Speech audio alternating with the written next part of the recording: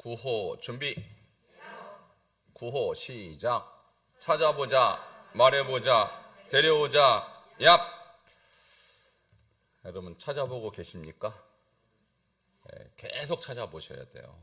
그리고 말해보시고 또 반응 있는 자들은 이제 데려오시고. 그래서 여러분 우리가 이제 전도 새생명 전도 축제는 날짜 딱 정해서 하는 거지만 전도는 평생 하는 것입니다. 우리가 예수를 왜 믿느냐? 나 구원받고 내 이웃분들 구원받게 하려고 예수 믿는 거예요. 그러니까 나 예수 믿는 것으로 끝난 분들은 예수를 잘못 믿는 거예요. 예수님은 계속 이 일을 우리에게 맡기셨고 그래서 제자들을 부르신 것입니다. 그럼 계속 찾아보시기 바랍니다. 오늘은요, 평신도를 위한 신학과정 10번째 로마서에 나타난 칭의와 성화 2번째인데요. 특별히 로마서 7장을 중심으로 해서 왜 성화가 꼭 필요한지에 관한 말씀을 나누도록 하겠습니다. 자, 말씀의 중요성 복습하겠습니다. 말씀은 곧 하나님 자신입니다. 요한복음 1장 1절 시작.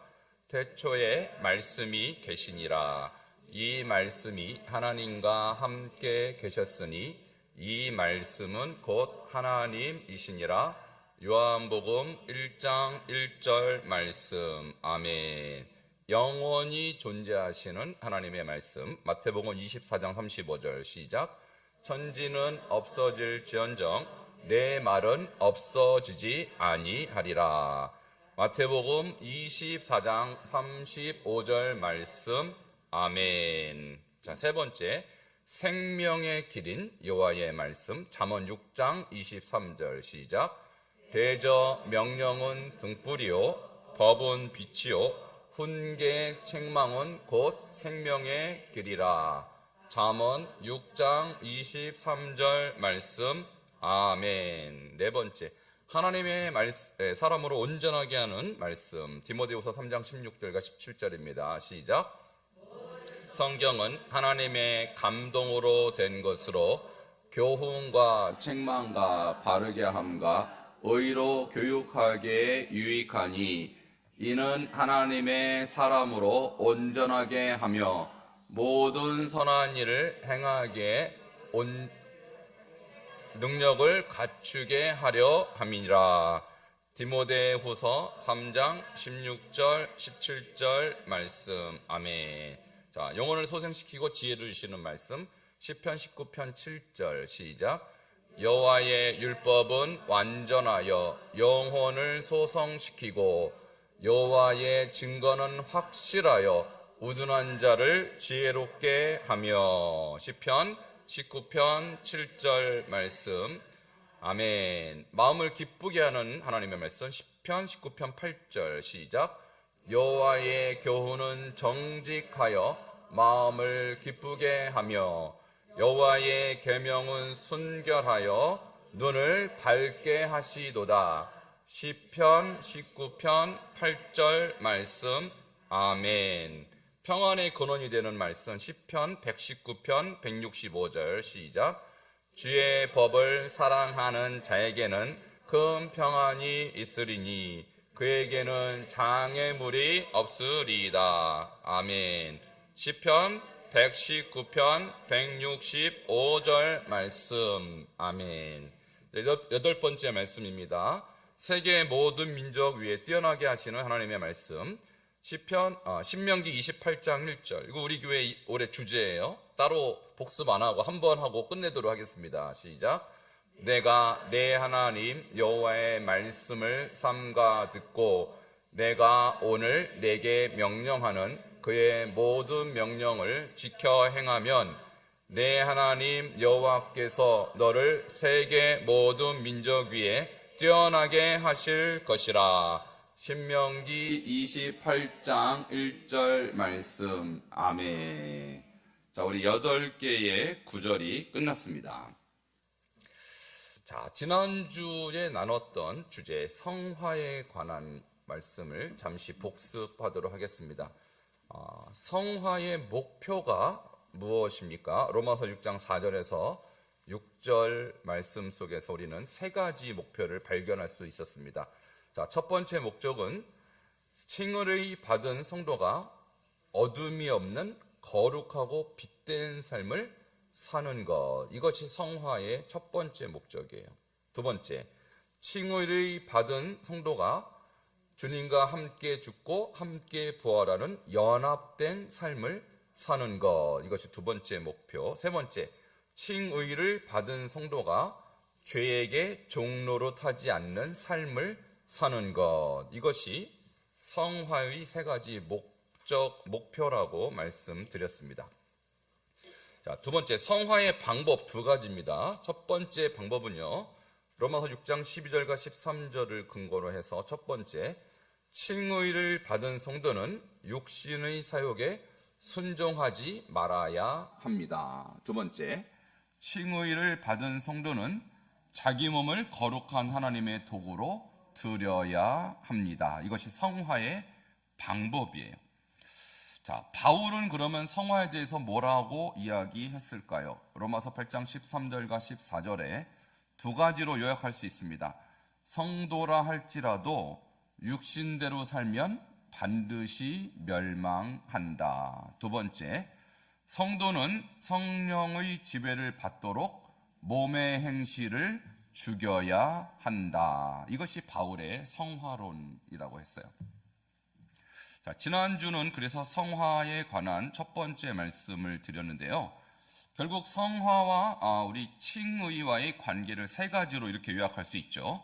자, 첫 번째, 칭의와 성화는 동시에 발생하지만 성화는 평생에 걸친 점진적인 과정입니다. 두 번째, 성도의 삶에 성화가 나타나지 않는 것은 칭의가 이루어지지 않았다는 증거입니다. 자, 세 번째, 칭의를 받은 성도에게 성화는 반드시 나타나야 하며 성도는 죄와 상관없는 삶을 살 때까지 무슨 성화?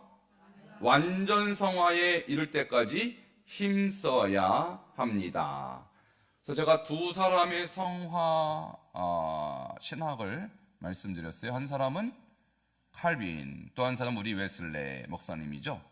자, 칼빈은 성화는 칭의와 함께 시작되고 점진적인 과정이다. 여기까지는 웨슬리와 똑같이 말을 했지만 인간이 어떻게 유한한 존재인데 완전 성화를 이루느냐라는 어떤 생각을 해서 유한하다. 인간은 이렇게 완벽할 수 없다라고 생각했지만 우리 웨슬리 목사님은 그렇게 말씀하지 않았습니다. 웨슬리는 우리가 끊임없이 예수님의 형상을 닮아간다면 언젠가는 예수님과 같은 그런 물론 여기서 완전성이라는 것이 죄가 전혀 없음을 말하는 것이 아니라 인간이 자기의 한계를 넘을 수 있는, 극복할 수 있는 수준까지 올라갈 수 있다라는 거예요.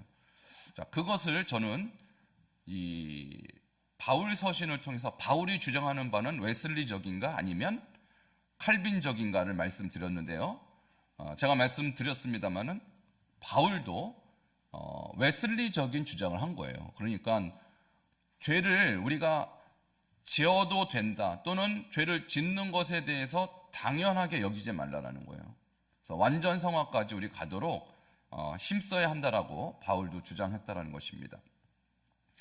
자, 그럼 오늘은 지난주에서 이 칭의와 성화에 대한 말씀을 로마서 7장 가지고만 좀 집중적으로 보도록 하겠습니다. 자, 먼저 세 가지 질문이 있는데요. 자, 여러분 질문에 한번 여러분 답을 한번 해보시기 바랍니다. 자, 로마서 7장 한번 여러분 직접 성경을 펴보세요. 20몇 장 잠깐 볼게요. 7장 맨 마지막에서 두 번째 절인가 그렇습니다. 자, 7장 24절을 한번 같이 읽겠습니다. 자, 7장 24절. 자, 찾으셨으면 함께 읽겠습니다. 시작. 오호라 나는 곤고한 사람이로다. 이 사망의 몸에서 누가 나를 건져내랴 라고 한 이 고백은 다시 질문으로 넘어가서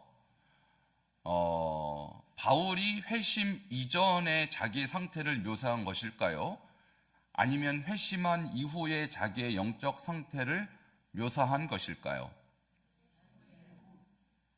이후일까요? 이전일까요? 자, 이것이 지금 성화를 이해하는 데 중요한 질문이에요. 자, 이전인 것 같습니다. 손 들어보세요. 이전에 자기의 영적 상태를 말한 것 같습니다. 여러분, 분위기를 굉장히 빨리 파악하시네요. 자, 아닙니다. 이것은 그가 회심한 이후에 자기의 상태를 말한 것 같습니다. 예. 어디서 들으신 거예요, 이미? 그냥 감 잡고, 그래요. 성화를 배우기 이전에 질문했어야 되는데, 여러분, 성화를 배우셔서. 자, 오호라 나는 곤고한 사람이로다. 이 사망의 몸에서 누가 나를 건져내랴. 이게요, 바울이 지금 로마서 7장을 쓸 때 당시는 이미 회심한 이후죠. 사도가 되고, 그런 많은 사람에게 복음을 전한 이후에 자기의 삶의 상황을 얘기한 거예요. 우리가 이제 질문이 생기는 것이죠. 아, 바울도 이렇게 자기 자신에 대한 어떤 갈등이 있었을까요? 네, 있었습니다. 이것이 성화가 필요한 이유예요. 자, 두 번째 질문입니다. 회심한 사람이 바울의 고백과 같이 원치 않는 악을 행할 수 있을까요? 있을까요? 없을까요? 예, 없으면 바울이 이런 말을 안 했겠죠. 그러니까 바울과 같은 위대한 사도도 자기 내면에는 늘 갈등이 있었다는 거예요. 왜 나는 자꾸 죄를 짓지? 나는 지금 주의 종으로서 살고 있음에도 불구하고 나는 왜 여전히 이 모양 이 꼴이지? 이런 생각을 하고 있었다는 거예요.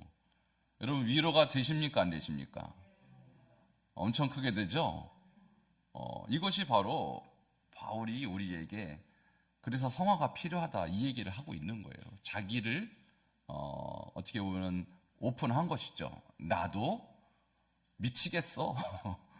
나도 지금 성화가 안 되면 나도 답이 없는 사람이야 라고 여러분에게 지금 자기를 오픈하는 거예요. 세 번째, 성도가 죄에서 승리할 수 있는 길은 그럼 무엇일까? 이제 이 부분입니다. 바울도 심한 고민 속에 있었어요. 자기 죄 문제 때문에.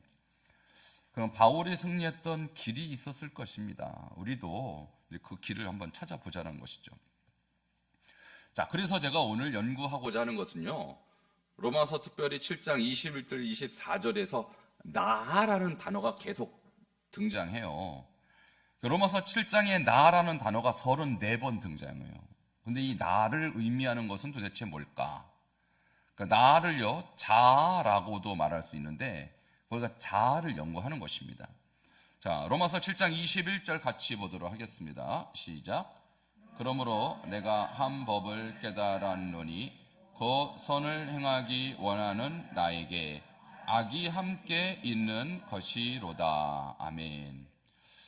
그래서 로마서 7장의 이 자아 연구가 우리 성화를 이해하는 데 굉장히 중요한 그런 단어예요. 로마서의 핵심 단어, 7장의 핵심 단어가 나예요. 나. 자, 누가 문제라고요? 자, 내가 문제입니다. 절 따라 하시라고요. 내가 문제입니다. 지금 누가 한 얘기예요, 그 얘기가? 바울이. 문제는 당신들이 아니고 남이 아니고 내가 문제라는 거예요. 내 안에 있는 나의 죄가 문제라는 거예요. 자, 바울이 뭘 깨달았냐면 이것을 깨달았다는 거예요. 그러므로 내가 한 법을 깨달았니 곧 선을 행하기 원하는 나. 나는요, 선을 행하기 원하는 나라는 존재가 있어요. 그런데 동시에 악이 함께 있다라는 거예요.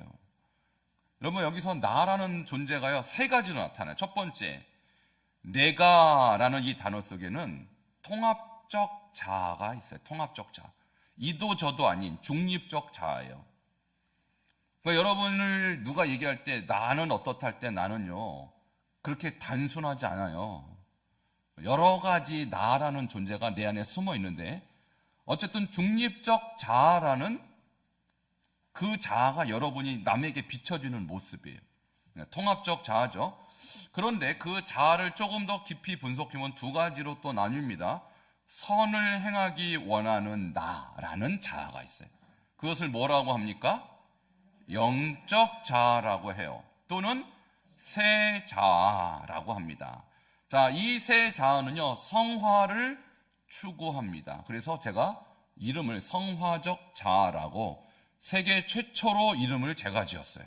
할렐루야. 모르겠어요. 다른 분이 이렇게 말했는지 몰라도 제가 어떤 책을 봐서 성화적 자아라는 글은 본 적이 없어요. 어쨌든 뭐 저도 제 전공이 조직신학이기 때문에 용어를 자꾸 만들어내는 것이 또 신학에 있어서 중요합니다. 그래서 바울이 말한 이 나라는 것은요, 통합적인 나를 중심으로 봤을 때 두 자아가 섞여서 통합적인 나가 만들어지는데, 그 첫 번째 바울이 본 것은 새 자아를 봤어요. 내 안에는요, 선을 행하기 원하는 새 자아가 있더라고요. 이렇게 보고 있는 거예요, 지금. 자, 그것을 저는 성화적 자아다. 성화를 추구하고 성화의 삶으로 매일매일 한 걸음 한 걸음 나아가는 자아가 내 안에 있다라는 거예요. 그런데 또 한편으로 볼 때는요, 악이 함께 있어요. 이 자아는 누구이죠? 육적인 자아 또는 옛자아. 다메섹 도성에서 예수 만나기 이전에 예수 믿는 자들을 잡아 죽이던 살인적 자아, 이 옛자아를 자기는 여전히 보고 있다라는 거예요. 그러니까 이 두 자아는요, 우리가 이 땅을 떠날 때까지 공존합니다. 공존해요. 우리가 이것을 알아야 돼요. 그래서 제가 이 본문 가지고 사실은 이미 설교를 했는데 기억하십니까? 제가 그때 학자, 심리학자 프로이드를 여러분에게 말씀드렸어요. 그래서 프로이드는 이것을 조금 다르게 표현했어요. 뭐라고 표현했냐면 선하게 보이려고 하는 자아를 슈퍼 에고, 초자라고 그렇게 했어요. 초자. 저는 이제 초자라는 말보다는 우리는 성경적으로 세자라고 말할 수 있고, 그 다음에 육신으로 뭔가 이 본능적으로 살고자 하는 그런 자아를 이드라고 제가 말씀드렸는데 기억 안 나시죠? 네, 괜찮아요. 네, 그래야 반복하죠. 그것을 저는 이제 성경적으로 보면 옛자, 육신적 자 이렇게 볼 수 있어요. 그래서 프로이드가 성경을 몰랐다면 그런 용어를 만들어내지 못했어요. 그는 유대인입니다. 아주 성경을 잘하는 사람이에요. 그러니까 아마 바울의 로마서도 분명히 읽었을 것입니다. 그가 로마서를 읽고 뭔가 인사이트를 얻었을 거라고 저는 그렇게 생각해요. 그래서 그 이드, 바로 이 원초적 자아와 초자아 사이에 중립된 자아를 에고라고 그가 그렇게 명명했어요. 근데 저는 그것을 중립적 자아 또는 통합적 자아라고 저는 그렇게 명명하는 거예요. 어쨌든 용어는 조금씩 다르지 몰라도 그 개념은 비슷해요. 바울은 영적 자아와 육적 자아로 자기를 분석하고 있다는 거예요. 그래서 나는요 이렇게 구성이 되어 있습니다. 자, 여러분을 조금 더 분석하면 옛자아와 새자아가 있고요, 육적 자아와 영적 자아가 있습니다. 자, 22절은 그 중에서 속사람이라는 또 다른 표현으로 말하고 있는데 같이 읽겠습니다. 시작. 내 속사람으로는 하나님의 법을 즐거워하되. 여기서 속사람은 21절에 말한 영적 자아, 세자를 말하는 것입니다. 자, 이 사람은요 무엇을 즐거워합니까? 하나님의 법을 즐거워해요. 그러니까 하나님과 소통하고 성화를 향하여 나아가는 데 있어서 이 속사람은 주도적이에요. 이것이 그의 기쁨이고 이것이 그의 인생에 있어서의 목표와 같아요. 그래서 여러분이 영적 존재이기 때문에 영이 중심이 된 사람, 이 속사람은 날마다 영을 추구합니다. 하나님의 법을 즐거워합니다. 근데 23절은 반대의 사람을 묘사하고 있어요. 같이 23절 읽도록 하겠습니다. 시작.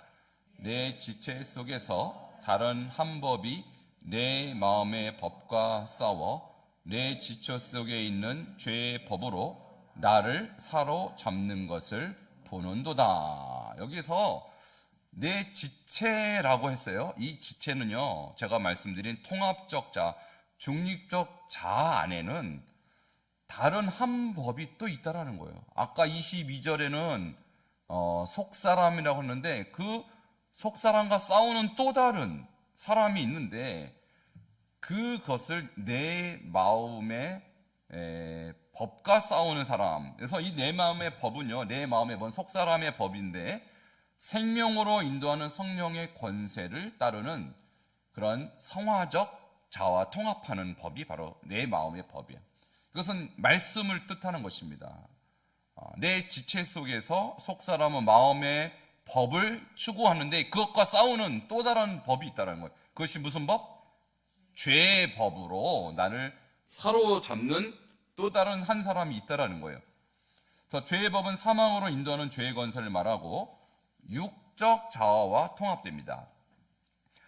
그래서 우리 안에는요, 영적 자아가 있고 그것은 하나님의 법을 즐거워하고 또 다른 육적 자아는 세상의 법을 즐거워한다. 이 두 사람이 내 안에서 각각 자기 법을 따라 산다라는 거예요. 그러면 누가 이길까요? 누가 이길까요? 자, 여러분, 흰 개가 있고 검은 개가 있어요. 싸우면 누가 이길까요? 센 놈이 이겨요. 너무 간단하죠? 그 우리 속에 두 자아가 있는데 누가 이길까요? 센 자아가 이기는 거예요. 센 자아가. 그러니까 지금 바울도 자기가 성령 충만할 때는 이 성화적 자아가 세갖고 육적 자아, 옛 자아가 힘을 못 쓰는데 자기도 가끔 센 자아가 육적 자임을 느낀다라는 거예요. 자기도, 자기 안에.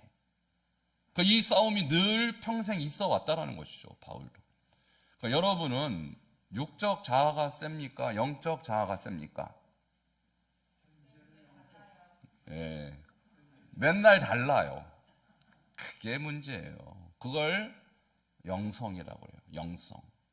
그 건강도 어제 건강, 오늘 건강 다르잖아요, 사람. 매일 똑같습니까? 컨디션 매일 다르죠, 그죠? 그러니까 영성도 매일 달라요. 그러니까 건강 관리도 매일매일 하는 거지. 내가 한때 관리 잘했다고 지금 건강하리라는 보장이 없잖아요, 그죠?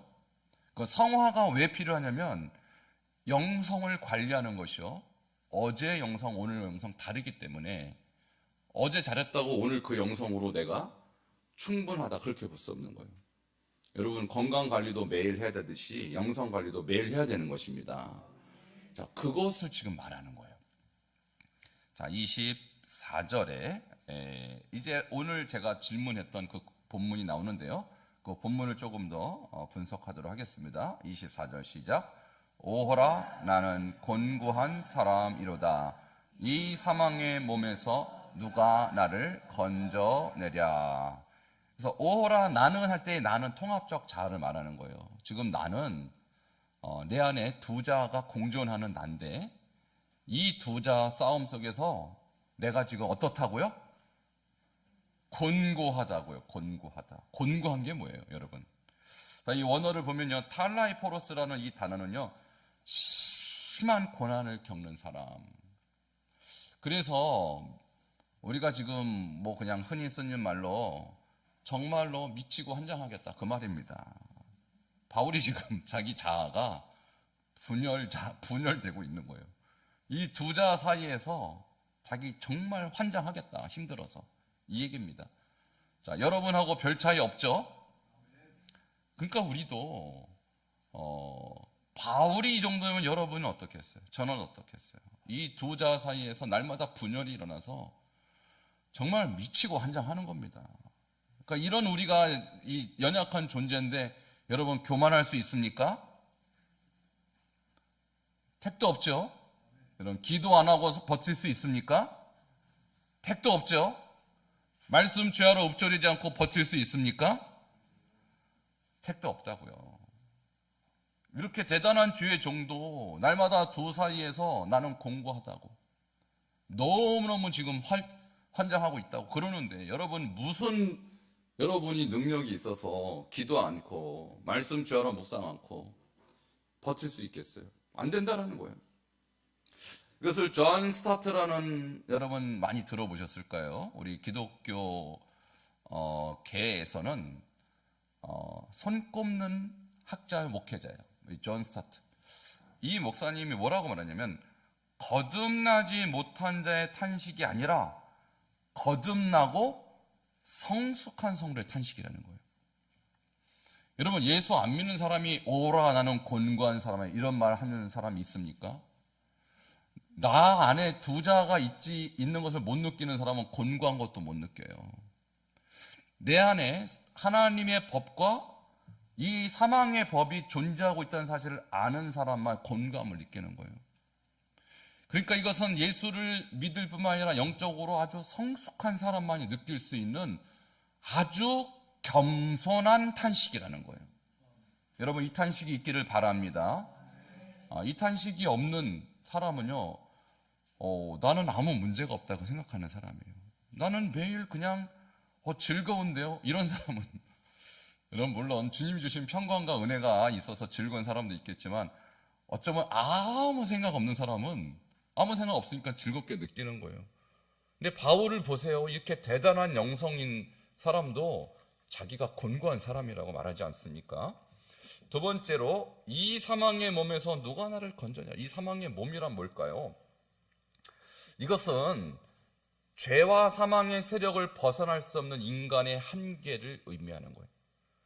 우리가 이 땅을 떠날 때까지 우리가 육신을 입고 있다는 것은 뭐냐면 죄성을 우리가 극복할 수 없는 한계를 갖고 있다는 것을 인정하는 것입니다. 그래서 내가 물론 예수 믿고 지금 거듭난 사람이 되었을지라도 여러분이 이 사망의 몸을 벗어나는 그날은 이 땅을 떠나는 날이에요. 그러니까 그때까지 여러분 이 사망의 몸이 내 안에 있다는 사실을 인정하고 주님만 바라보시기 바랍니다. 주님 의지하지 않고 나 정도면 믿음 좋지 뭘. 자, 이 사람은요 금방 낭떠러지 떨어질 가능성이 높아요. 왜냐하면 여러분 안에는 이 사망의 몸이 아직도 존재하고 있기 때문이죠. 자, 그런데도 불구하고 나는 문제가 없다라고 느낀다면 여러분 아직 이 감각이 없는 거예요. 여러분 안에 이 옛자 그리고 이 사망의 몸이 있다는 것을 아직 별로 센서가 작동되지 못하는 거예요. 그 부분에 있어서. 그래서 나를 연구해보면 연구할수록 이 몸은 사망의 몸이고 나는 곤고한 존재구나 라고 깨닫는 것입니다. 자, 로마서 7장 15절부터 20절은 바로 오라 나는 곤고한 사람이로구나 라는 것을 풀어 쓴 일종의 해설서입니다. 자, 그래서 거기에는 성화가 왜 필요한지 성화의 필요성을 4가지로 기록해 놓았습니다. 로마서 7장 15절 같이 보겠습니다. 시작.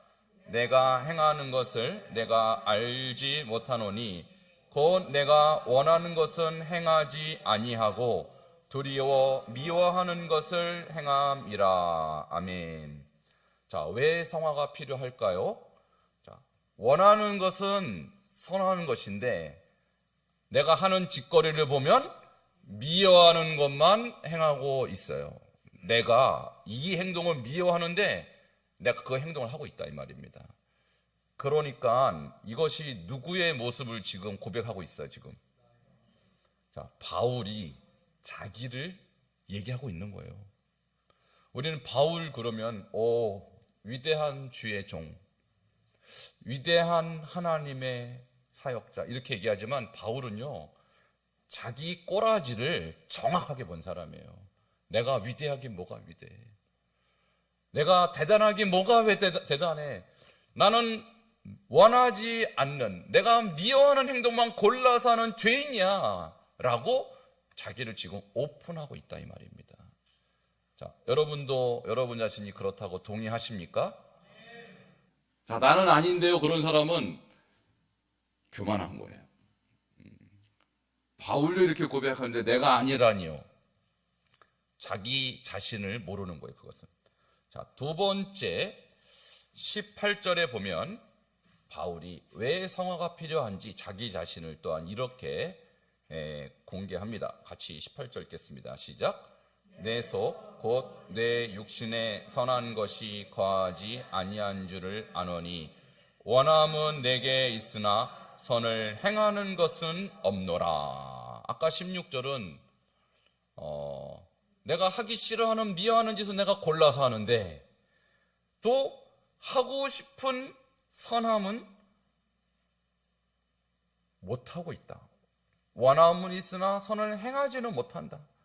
하고 싶은 건 못하고 하기 싫은 것은 계속 행하는 자기의 모습을 고백하는 것입니다. 그러니까 나는 성화가 필요한 존재입니다 라고 고백을 하는 것이죠. 자, 여러분도 똑같을 것이에요. 자, 원함은 있지만 그렇게 잘 못해요. 그래서 우리가 이런 말을 가끔 하죠. 마음은 원인데 뭐가 약해요? 욕심이 약해요. 마음은 내가 늘 기도하고 싶지만 욕심이 약해요. 마음은 늘 돕고 싶지만 욕심이 약해요. 이거 얘기하는 것입니다. 그래서 우리는 끊임없이 성화를 추구하는 삶을 살지 않으면 원함은 있으나 선을 행하는 실천까지 가기가 어렵다는 것입니다. 자, 세 번째, 왜 성화가 필요할까요? 19절 같이 보도록 하겠습니다. 시작. 내가 원하는 바 선은 행하지 아니하고 도리어 원하지 아니하는 바 악을 행하는 도다. 자, 비슷한 표현인데요. 원하지 않는 악을 행하는 나의 모습 때문에 나는 계속해서 성화가 되어야 됩니다. 아까 15절은 내가 미워하는 것만 계속 골라서 해요. 이번에는 나는 원하지 않은 악만 계속 골라서 해요. 이게 저예요 라고 바울이 얘기하는 거예요. 우리가 이런 고백을 사실 피해갈 수 없죠. 우리 자신도. 자, 마지막 20절 같이 읽겠습니다. 성화의 필요성 네 번째. 시작. 만일 원하지 아니하는 그것을 하면 이를 행하는 자가 내가 아니요 내 속에 거하는 죄니라. 자, 내 속에 여전히 죄가 있다라는 것입니다. 자, 이를 행하는 자가 내가 아니할 때 여기서 나는요 통합적 자아를 말하는 거예요. 자, 나라는 객관적인 자아는 죄를 짓지 않아요. 왜냐하면 예수 믿고 이미 거듭났고 나는 이미 예수님을 따라가고 있지만 내 안에 죄를 짓는 옛자가 여전히 살아있기 때문에 나를 무너뜨리는 것은 통합적 자아가 아니라 옛자라는 거예요. 옛자. 자, 그 자아가 여전히 내 안에 있음을 고백하는 그것이 겸손한 신자라는 거예요. 자, 그래서 오늘 말씀의 핵심은 무엇인가? 많은 분들이 내가 예수 믿고 거듭났고 칭의가 인정이 되었으면 뭐 천국 가는 것은 확실하지 뭘 그렇게 성화하느냐 라는 사람들 앞에 바울이 뭐라고 얘기하냐면 그것은 잘못된 생각입니다. 저를 보십시오.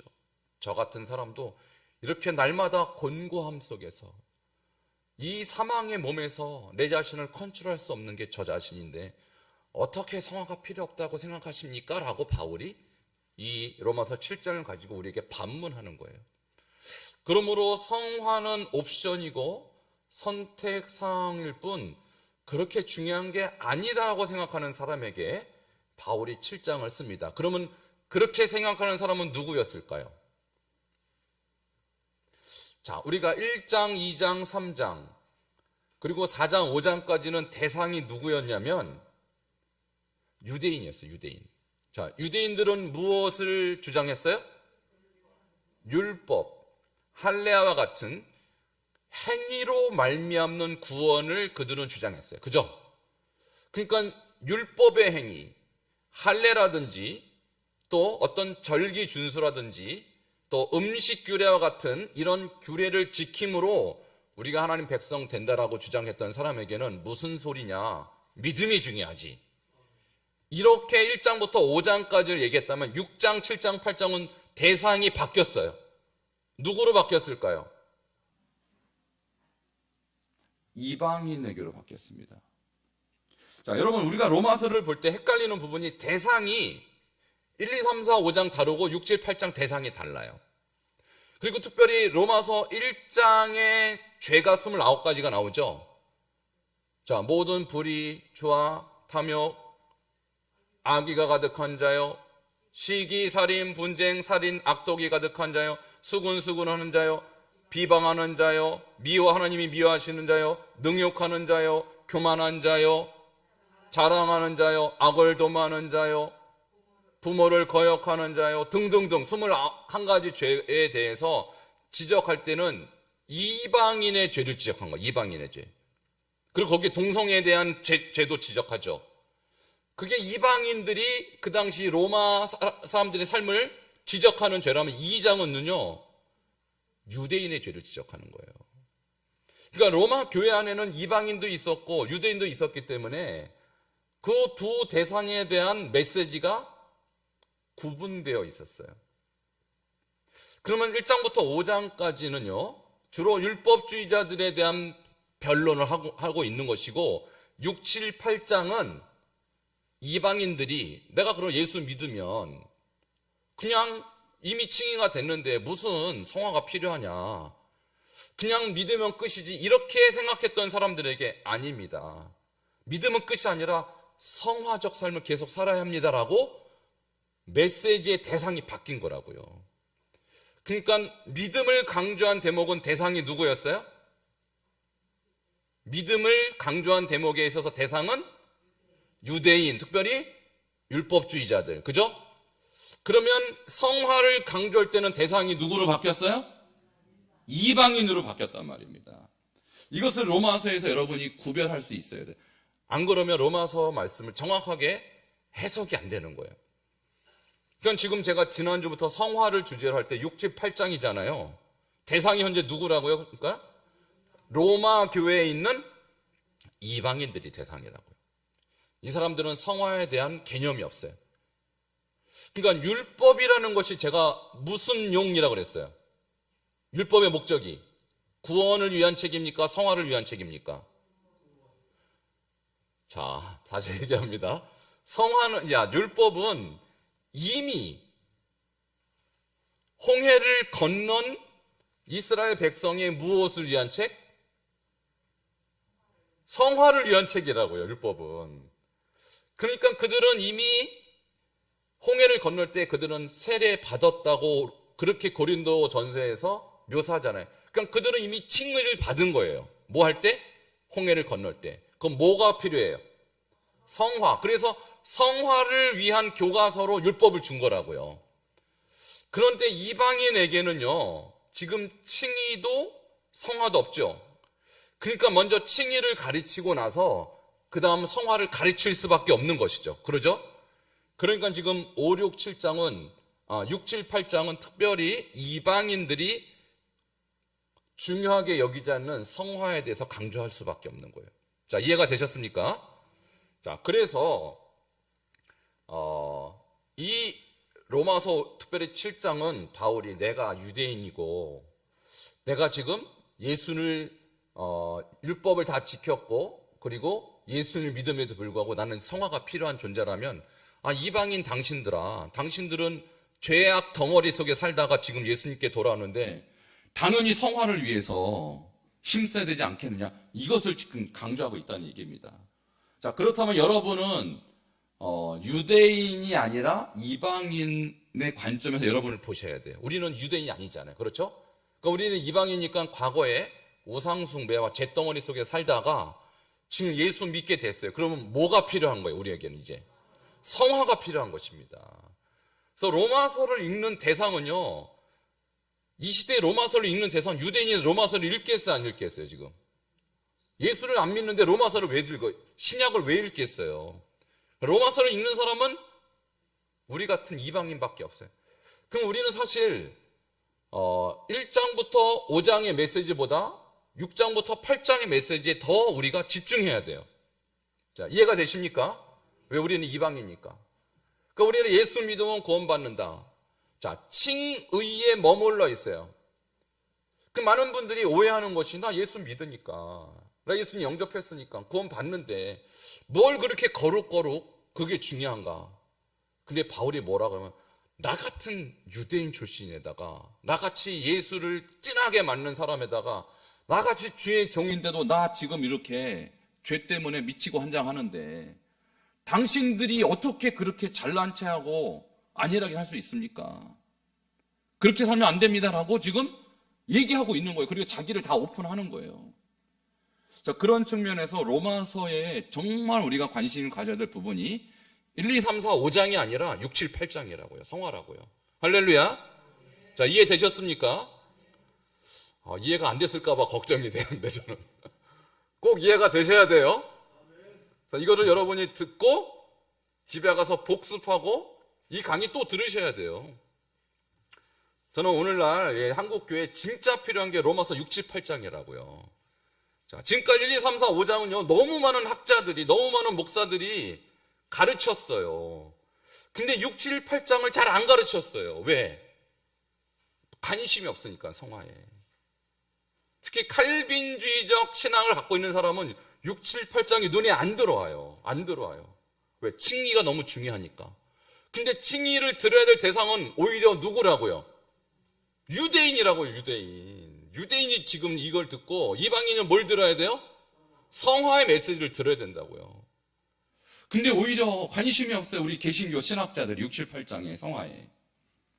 그럼 저는 이 히브리적 관점에서 성경을 다시 분석하고 특별히 로마서를 다시 분석할 때 우리 이방인들에게 진짜 필요한 핵심 메시지는 6, 7, 8장에 다 있어요. 6, 7, 8장. 이것을 이해 못하면 앞에 이 칭의에 대해서 아무리 은혜 받아도 소용없는 거예요. 왜? 우리는 이방인이니까. 자, 이해되셨습니까? 자, 그러면 이제 바울은 성화를 어떻게 이루느냐에 대해서 우리가 지난주에 성화의 방법도 배웠고 성화의 목표도 배웠지만 다른 책에서 성화를 딱 두 가지로 요약했어요. 자, 디모데전서 4장 5절에 성화의 두 가지 통로를 너무 간단하게 우리에게 소개합니다. 같이 읽겠습니다. 시작. 하나님의 말씀과 기도로 거룩하여 짐이라. 아멘. 이미 우리가 알고 있는 것이지만은 이것을 그렇게 우리는요 절실하게 생각하지 않아요. 당연히 하나님 말씀과 기도로 거룩해지는데 그럼 하나님 말씀을 어떻게 해야 거룩해지느냐, 여기까지 생각하지 않는다는 것이죠.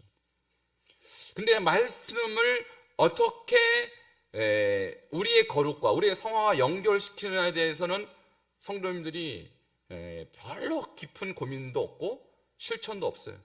그냥 설교 듣는 것으로, 예배 드리는 것으로 내가 말씀에 대한 어떤 섭취가 충분하다, 여기에 머물러 있다는 것입니다. 근데 저는 분명히 말씀드리지만 여러분이 주야로 말씀과 동행하는 삶을 살지 못한다면 여러분 안에 있는 옛자가 그렇게 호락호락하지 않다는 거예요. 바울도 이렇게 자기 자신에 대해서 곤고함을 느꼈고 사망의 몸이라고 여겼을 정도면 여러분은 더 강력한 것이 여러분에 들어있어요. 그러니까 내가 설교를 들었기 때문에 말씀과 뭔가 깊이 연관이 되었다라고 생각하는 것은 굉장히 잘못된 생각이에요. 그것은 그냥 어떤 여러분에게 자극에 불과하고 나머지는 여러분이 삶 속에서 말씀과 죄로 동행해야 승리하는 것입니다. 그래서 말씀과 나의 성화를 연결시킬 수 있는 가장 좋은 방법이 뭐라고요? 하가라고요, 하가. 그러니까 히브리적 관점에서 말씀이 나의 성화와 어떻게 연결이 되느냐가 하가라는 단어로 정리가 된 거예요. 이것을 여러분이 만일 실천하지 않고 내가 왜 거룩해지지 않지라고 한다면 여러분은 지금 아직도 성화의 길을 정확하게 모르는 거예요. 근데 저는요, 성화의 길은 곧 하가다. 정의를 이미 저는 내렸어요. 그리고 이것을 제 자신이 저에게 실험하고 있고 저는 선교지에서 이것을 실험했고 오늘 여러분에게도 사실은 제시하고 실험하는 거예요. 여러분 한번 비교해 보세요. 여러분 하가하기 전과 하가하기 한 이후에 여러분 삶 가운데 성화의 깊이와 강도가 어떻게 차이가 있는지. 저는요, 수많은 사람에게 지금도 하가를 보급하고 있고 이것이 한국 교회가 살 길이라고 저는 확신합니다. 근데 이 하가를 하지 않는 성도들이요, 물론 겉보기에는 별 차이 없을지 몰라도 결정적인 순간에 자기 안에 있는 옛자를 이길 수 없어요. 그건 저는 여러분들에게 그냥 좋으니까 해보세요가 아니라 여러분 죽고 사는 길입니다. 여호수아에게 그래서 하나님 말씀하신 거예요. 다른 길은 없다. 오직 한 길이다. 무슨 길일까요? 이 율법책을 내 입에서 떠나지 말게 하며 주야로 그것을 묵상하여 그 안에 기록된 대로 다 지켜 행하라. 그리하면 내 길이 평탄하게 될 것이며 내가 형통하리라. 할렐루야. 이거 외에 다른 길은 없어요. 여호수아는 너무 다급했어요. 주님 어떡해요? 내가 어떻게 저 강력한 가나안 땅의 7 족속을 이길 수 있을까요? 그는 두려워했어요. 그러니까 강하고 담대하라. 내가 너를 절대 떠나지 아니하고 버리지 아니하리니 내 종 모세가 내게 명한 율법을 지켜 행하고 우로나 좌우로나 치우치지 말라. 그리하면 어디로 가든지 형통하리라. 여러분 다른 길이 있어요? 이거 말고? 어떤 위대한 목사가 어떤 위대한 주의 종이 여러분에게 다른 길을 제시한다면 저는 그 사람은요 성경 말고 다른 복음을 전한다고 생각해요. 하나님이 이미 주의 종들에게 가르친 최고의 성화의 길은요 말씀이고 그 말씀을 우리가 성화로 연결시키기 위해서 하나님 우리에게 주신 길이 하가예요. 하가. 저는 확신합니다. 저는. 자, 이것을 떠난 성화 사실상 없고요. 제가 이제 지난주에 우리가 종교개혁 3대 정신을 말했죠. 첫 번째가 뭐예요? 오직 뭐예요? 오직 말씀이잖아요. 그죠? 아직 오직 예수도 있고 오직 복음도 있고 많은데 왜 오직 말씀이 첫 번째 종교개혁의 사상이냐고요. 그것은 천년 카톨릭이 천년 동안 뭐에서 떠나 있었기 때문에 말씀에서 떠나 있으니까 예수도 모르고 복음도 모르고 은혜도 모르고 믿음도 모르는 거예요. 그 말씀을 떠난 성도들은요 아무것도 몰라요. 그러니까 성도들이 교회 와서 설교 듣고 간다고 그 사람이 말씀의 사람이라고 볼 수 없어요. 저는 여기에 목숨을 걸었어요. 말씀 운동이다 결국은. 말씀이 그 사람의 영성을 좌우하는 것이다. 자, 이것을 저는 처음부터 끝까지 여러분에게 지금까지 변함 없이 저는 강조했어요. 앞으로도 똑같을 거예요. 자, 하는 사람은 복이 될지어다. 자, 여러분 한번 여러분 자신이 하가를 함으로써 어떻게 영적으로 여러분이 성화가 되고 있는지 여러분 한번 간증하시길 바랍니다.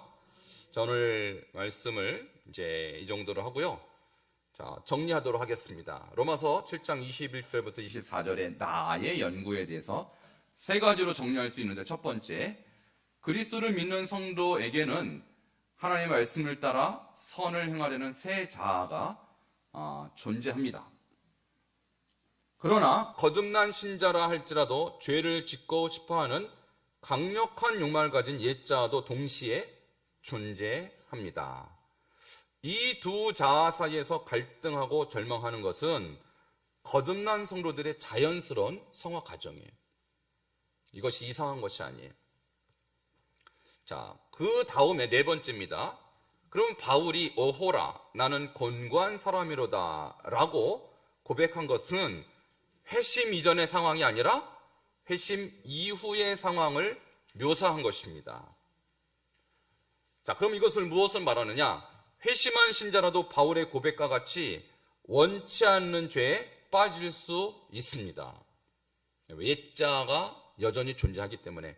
자, 그래서 결론 여섯 번째, 따라서 성도는 부지런히 성화를 위해 말씀과 기도의 삶에 힘써야 합니다. 이것이 오늘의 결론이에요. 그러니까 어떤 분은 나는 예수는 믿는데 마음으로 믿고 교회는 안 나갑니다. 자, 어떤 성도라고 그래? 이런 사람을 가나안 성도. 가나안 거꾸로 하니까 안 나가요. 안 나가는데 예수 믿는데. 자, 여러분 이런 사람의 말을 믿지 마세요. 교회를 안 나가는데 나는 마음으로 믿는다. 그럼 그 사람이 성화는 전혀 없다는 뜻이에요. 가서 말씀 듣고 기도하고 주야로 묵상하고 그런 삶이 없는데 그 사람이 어떻게 성화가 있을 수 있냐? 자, 성화 없으면 뭐도 없다? 칭의도 없는 거예요. 칭의가 그 사람의 성화를 통해 증명되는 거예요. 자, 이해되시죠? 자, 그러면 여러분이 왜 내가 예수 믿고 이미 영접까지 했는데 교회를 왜 매주 나와야 되죠? 성화를 위해서. 내가 이미 예수도 믿고 구원도 받았고, 그런데 왜 성경을 배워야 되죠? 왜 배워야 되죠? 성화를 위해서. 여러분이 지금 이 말씀을 배우지 않았으면 성화가 그렇게 중요한지 모르는 거죠. 왜 나는 여전히 예수 믿고 구원받고 다 했는데 여전히 기도하러 나와야 되죠? 성화를 위해서. 이해되십니까? 자, 이것이 성화의 중요성이에요. 그러니까 성화는요, 죽을 때까지, 그리스도의 장성한 분량이 이를 때까지 쉬지 않고 달려가야 하는 것입니다. 바울도 이 정도면 우리는 바울보다 더 비참해질 수 있다는 거죠. 자, 복습을 위한 질문 세 가지입니다. 첫 번째, 오호라 나는 곤고한 사람이로다. 이 사망의 몸에서 누가 날 건져내랴는 고백은 바울의 회심 이전에 관한 묘사인가? 회심 이후에 관한 묘사인가요? 이후입니다. 회심한 사람이 바울의 고백과 같이 원치 않은 악을 행할 수 있을까요? 있어요. 예, 왜냐하면 옛자도 존재하기 때문에. 자, 그러면 세 번째, 성도가 성화의 삶을 살기 위해서 할 일은 무엇입니까? 말씀과 기도에 힘써야 되는 거예요. 그러니까 여러분이 힘쓰셔야 되는 것입니다. 그래서 기도하러 나오셔야 되고요, 말씀을 배우셔야 됩니다. 자, 그렇지 않고 우리가 성화가 저절로 되지는 않는다는 것이죠. 자, 자기의 짝을 찾아서 이 세 가지 질문에 대해서 질문하시고 또 답도 함께 나눠보시기 바랍니다.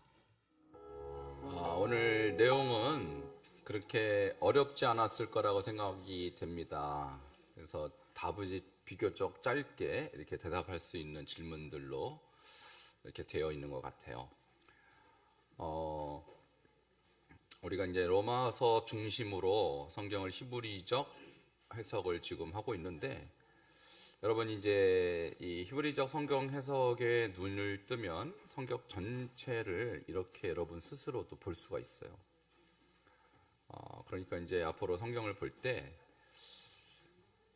이전에 우리 한국교회에서 주로 본 해석법은요, 헬라적입니다. 그러니까 로마서 1장부터 5장의 내용은 이신칭의를 강조했지만, 바울은 또 한편은 이신칭의를 잘못 이해하는 사람이 내가 믿기만 하면 의로워지니까 성화 따위 필요 없다, 이런 생각을 할까봐 6, 7, 8장을 자세하게 쓴 거예요. 자기 사례를 들어가면서 믿음으로 말미암는 구원이 성화가 불필요한 것으로 오해받지 않도록 특별히 이방인들에게 설명을 자세하게 한 것이 로마서 6, 7, 8장이다. 이렇게 여러분 이해할 수가 있겠습니다.